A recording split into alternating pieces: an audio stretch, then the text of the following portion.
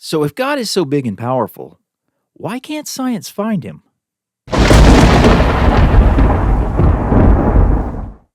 Perhaps you've seen it posted on the internet. Maybe you've even posted it yourself. There is no scientific evidence for the existence of God. Now, there is scientific evidence for God, like the mathematical impossibility of DNA code occurring by chance, or the requirement that something must be eternal, even though the universe can't be that eternal thing. But recognizing such evidence requires thinking more deeply than most of us tend to do by default. What most of those internet posters appear to mean is there is no directly detectable, experimental evidence for God. At first, this can seem like a reasonable objection. If God is so big and powerful, science should have discovered mountains of experimental evidence proving his existence by now, right? So why hasn't it? In 1989, electrochemists Martin Fleischmann and Stanley Pons reported they had achieved cold fusion in their laboratory at the University of Utah. They had measured more heat coming from their experimental apparatus than could be accounted for by the inputs. Their announcement generated much excitement, and scientists across the globe raced to reproduce the results in hopes of a major energy breakthrough. But there was no breakthrough. Few of the experiments reproduced the reported results, and those that did were found to be faulty. No fusion, no breakthrough. And Fleischmann and Pons, humiliated, moved their laboratory to France. But how do we know they didn't actually achieve cold fusion? How do we know that the universe didn't behave differently for Fleischmann and Pons than it did for the subsequent experimenters? Our first answer might be, well, that isn't the way things work. Experience has taught us that the laws of physics are consistent. That's why we call them laws. But a miracle would mean that physics had behaved differently, at least for a moment. How do we know the initial cold fusion measurement wasn't a miracle?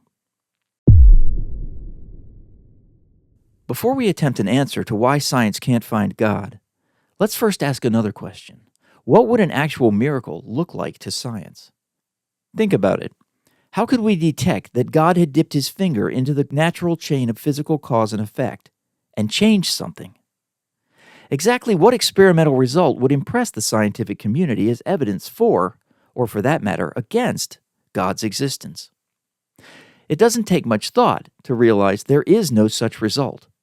No matter what happens, science will never declare that a miracle has occurred. In fact, it can't make such a declaration.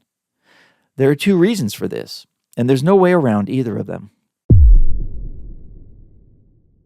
The first reason that science can't find direct evidence of God is that any given miracle is a one-time event. If God performed a particular miracle, we would have no way of provoking him to do it again.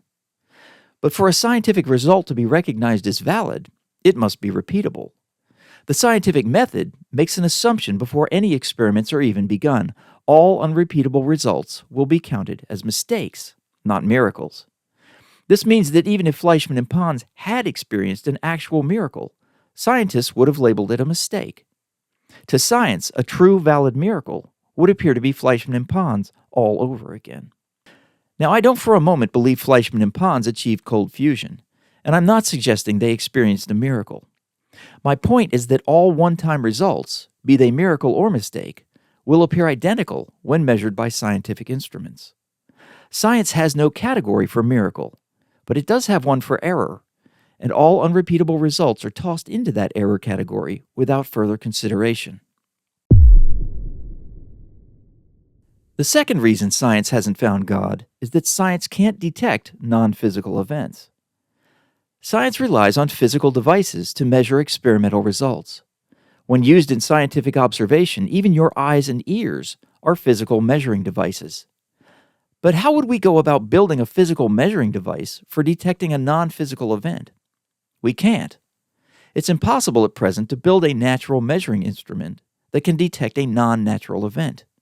A miracle, by definition, is an event with no physical cause. Even if a physical event were forced by an irresistible supernatural cause, the event would appear to a scientific measuring device to be spontaneous, like it burst into being without any cause at all. This is an insurmountable feature of physics at present, and it leaves science completely blind to any and all direct evidence for supernature. Science's inability to detect non-physical events means that whether a miracle occurred or not, science will always fail to find it. And the necessity of counting unrepeatable results as mistakes means that even if scientists did detect a miracle, they wouldn't know it. Some folks seem proud of their boldness when they post their no scientific evidence complaint online. But they're demanding from science a result it can never produce. Not because there are no miracles, but because of the invincible limitation of science itself. Such people should be less proud of their boldness, and instead be embarrassed for failing to notice that their demand for physical evidence is an absurdity, and that science will always fail to deliver, even if miracles occur all the time. So here are today's takeaways. 1. Science classifies unique events as mistakes, not miracles. And 2. Science can't detect non-physical events. Thanks for watching. Check out our other videos for more holes in the sky. I'll see you next time.